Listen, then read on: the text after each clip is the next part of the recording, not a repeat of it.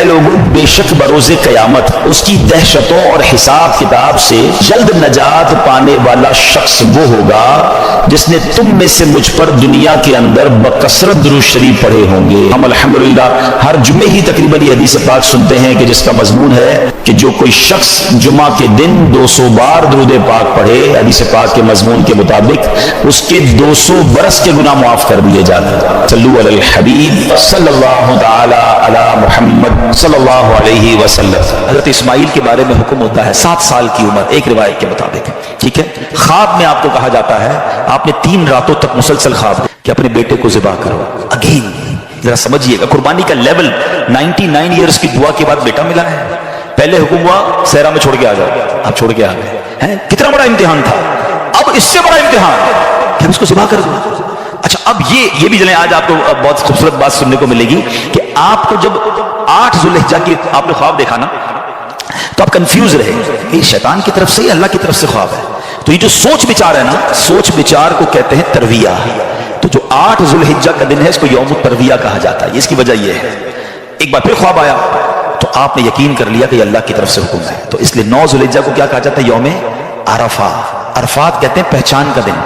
آپ کو یقین ہو گیا کہ یہ خواب اللہ کی طرف سے ہے. اور 10 ذوالحجہ کو آپ ذبح کرنے کو چلے تو یوم النحر کہا جاتا ہے، ذبح کا دن. یہ ایکچولی یوم ترویہ، یوم عرفہ اور یوم النحر یہ حضرت ابراہیم کی کیفیات تھی. اچھا اب آپ نے کمال یہ کیا کہ جب آپ کو یقین ہو گیا نا، آپ نے اپنے بیٹے سے بھی پوچھ لیا کہ بیٹا مجھے اس طرح خواب آیا ہے، تم کیا کہتے ہو؟ 7 سال کا بیٹا ہے، ایک روایت کے مطابق ان کی 10 سال عمر ہے. اللہ اکبر. وہ بیٹا بھی کیسا ہے؟ جب آپ نے بیٹے سے پوچھا تو بیٹا کہتا ہے ابو جی یا بنیا انی ارا فی المنام.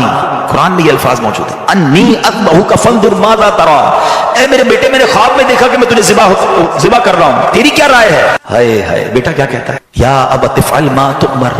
اے والد صاحب کیجئے جس بات کا آپ کو حکم دیا جا رہا ہے. ستجدونی انشاءاللہ من الصابرین. خدا نے چاہا تو قریب آپ مجھے صابر پائیں گے، صبر والا پائیں گے.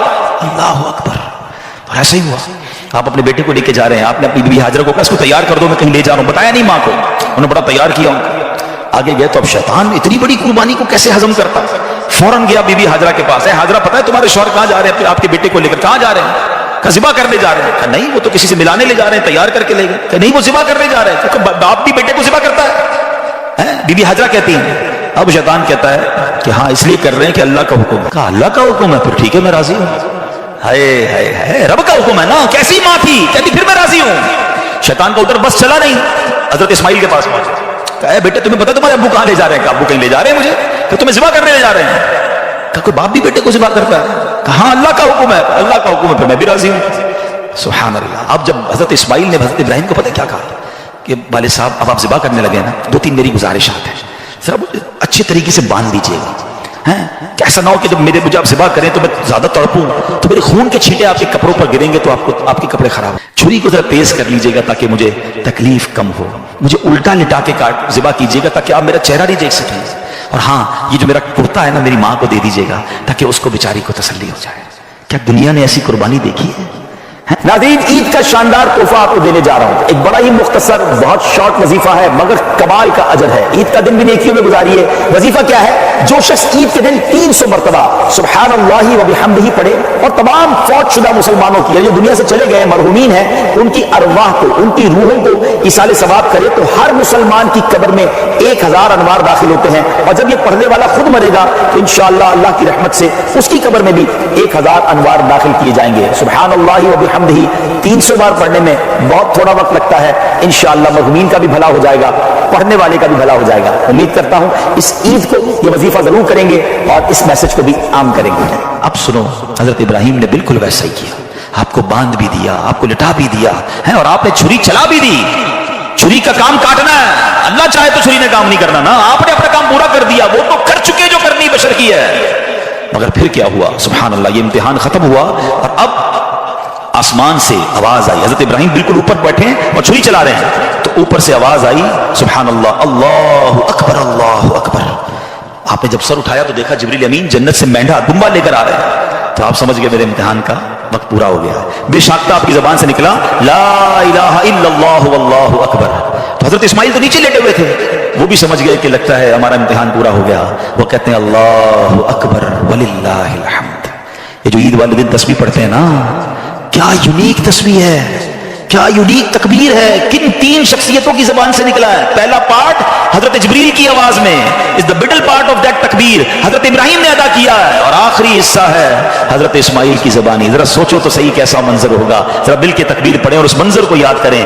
اللہ اکبر اللہ اکبر لا الہ الا اللہ واللہ اکبر اللہ اکبر وللہ الحمد اللہ اکبر اللہ اکبر لا الہ الا اللہ واللہ اکبر اللہ اکبر وللہ الحمد. ہمارے بچے، ہماری فیملی قربانی کو ہم نے فیسٹیول بنا دیا ہے. گائے آ رہے ہیں، بکرے آ رہے ہیں، انجوائے ہو رہا ہے، گھوم آ رہے ہیں، پھر آ رہے ہیں، پھر باربیکیو پارٹیاں. کبھی تو یاد کرو یار کیا ہوا تھا، یہ کیوں کر رہے ہیں قربانی، یہ کیسی قربانی کی داستان ہے. کب بتائیں گے ہم، کب اس کو سوچے تو صحیح. ہمیں خدا کی قسم ایک بار ان کو ہمیں زندگی میں اگر ہمیں بھی یہ کہہ دیا جائے کہ چلو ہر سال نہیں، زندگی میں ایک بار آپ بھی اپنا ایک بچہ ذبح کرو، کیا حال ہوگا. کتنی بڑی آسانی، بکرے کاٹو، گائے کاٹو، خود ہی کھاؤ، انجوائے کرو. شریعت نے کتنا آسانی کر دی ہم پر، لیکن اس قربانی کو تو یاد کریں نا. پھر اس سے سیکھنے کو کیا ملا کہ یہ وہ لوگ تھے کہ جن کی ان واقعات کو پڑھ کر کبھی تو احساس ہو یار کہ کبھی مال کی قربانی دینی پڑے تو میں حاضر، کبھی وقت کی قربانی دینی پڑے تو میں حاضر، کبھی اپنی خواہشات کی، اپنی ڈیزائرز کی قربانی دینی پڑے تو میں اللہ کے لیے دوں گا. اور اللہ وہ دن لائے جب جان کی قربانی دینی پڑے، تم بھی اب پیچھے نہ ہٹے کہ یا اللہ جان بھی تیری ہے، تو نے تو دی نا جان، اے اللہ میں راضی. آئی میری نظروں سے اوجھل ہو گئے. سبحان اللہ سبحان اللہ. دو بڑی اہم باتیں پتہ چل رہی ہیں اس سے. ایک تو کسی غریب کی مدد کرنا، ہمیں نہیں معلوم کہ ہم کسی کی مدد کر رہے ہیں اس کے دل سے کیسی دعا نکل رہی ہے، اس کے دل میں کیسی راحت پہنچ رہی ہے، اور ہمارے نہ جانے کتنے گناہ معاف ہو جائیں، اللہ کی رضا حاصل ہو جائے، جنت مل جائے. اور دوسرا جو قربانی ہے، سبحان اللہ، یہ انشاءاللہ جنت کی سواریاں بنیں گی، ان صراط کی سواریاں بنیں گی. آئیے ناظرین میں آپ کو نبی پاک علیہ السلام کی قربانی کے حوالے سے کچھ حدیثیں سناتا ہوں. پیارے آقا علیہ السلام فرماتے ہیں کہ قربانی کرنے والے کو قربانی کے جانور کے ہر بال کے بدلے میں ایک نیکی ملتی ہے. We can't able to count our hair. ہم اپنے سر کے بال نہیں گن سکتے. تو یہ پتہ چلے میں کتنے پیسے والا ہوں اور جناب میں کتنی بڑی بڑی قربانی کرتا ہوں. بالکل بڑے جانور کرنے چاہیے، ہیلدی جانور کرنے چاہیے، مہنگے جانور بھی قربان بالکل اللہ کی راہ میں خرچ کرنا چاہیے، لیکن نیت اللہ کی رضا، لوگوں کو دکھانا نہیں. تو پھر انشاءاللہ یہ جانور، یہ قربانی جہنم کے مقابلے میں آڑ بن جائے گی، روک بن جائے گی. ایک اور جگہ سرکار دو عالم علیہ السلام نے اپنی پیاری بیٹی